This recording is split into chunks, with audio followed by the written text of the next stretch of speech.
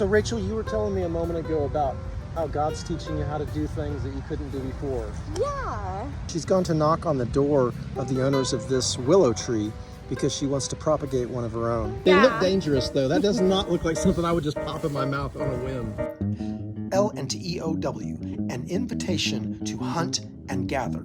Together, we are discovering our common work. Here we go. Okay, so Rachel here, she just knocked on the door and she was like, hey, you want to go pick some berries? So I got my blue cup and I was like, are you talking about gathering? Like hunting and gathering? And she's like, yeah, we're going to go pick some berries. So, And this is our first stop. okay. Jose lives here. I don't know if he's here or not, but he doesn't mind about me getting his berries. These right here, they're called bittersweet. It's bittersweet vine, and it's gorgeous. And no, you don't eat them, but I mean, you would want to. I looked at them and I was like, are we going to eat those? They look dangerous though. That does not look like something I would just pop in my mouth on a whim. Well, you know, my daughter started dating this guy and he knows everything about everything that has to do with berries or trees or vines or blah, blah, blah. And, so they explained to me, okay, I worked in this person's yard around the corner and they had, palmetto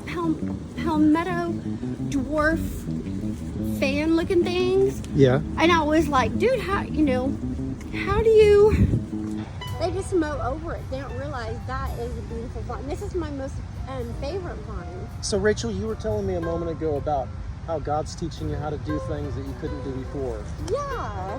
That's really cool. And I mentioned that that's how I'm only meeting those people now. Yeah. You know, thank God, especially for where we are, but like the silliest things that are just like anybody should know. And I'm like, oh my God, I didn't know that. Why didn't I know that? I don't hardly know anything. And then, I'm sitting here on the corner waiting for Rachel. She's gone to knock on the door of the owners of this willow tree because she wants to propagate one of her own. Having a moment of silent meditation, regrouping. I have my cup. She's knocking on another door. I think she wants to propagate this particular tree. I don't go to knock on the doors with her. I used to follow women around in their berry gathering practices, but I've got to let the women gather their own berries now. I have other stuff I'm doing. And I'm also really grateful that Rachel came by and asked me if I wanted to hunt berries. I thought she maybe had like a berry field we were going to, but we just started knocking on the doors of houses. And when I say we, I mean her, because I was not willing to knock on anyone's door. She said, haven't you ever been on a scavenger hunt? And I was like, I think I have, but, well, if I'm missing the Holy Spirit on that one, oh Lord.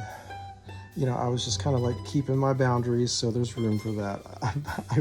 I was super excited about the invitation to go hunt and gather. Seriously though, one thing I'm learning is how to say yes, and then how to take a yes as far as I can go with that yes, and then how to say no. And I find that I learn a lot about myself and people by these honest interactions. And I've had some interactions with Rachel before. I helped her fix her lawnmower one day here, and we've just kind of hung out a little bit and talked. When I first met Rachel, she was like, come on over anytime, you're always welcome. I've learned that when people say that to me, it's not actually true. So I don't like confront people when they say that. I just go, oh, okay, you're saying that. I've heard people say that before. Let your yeses be yeses and your nos be nos, and we can change them.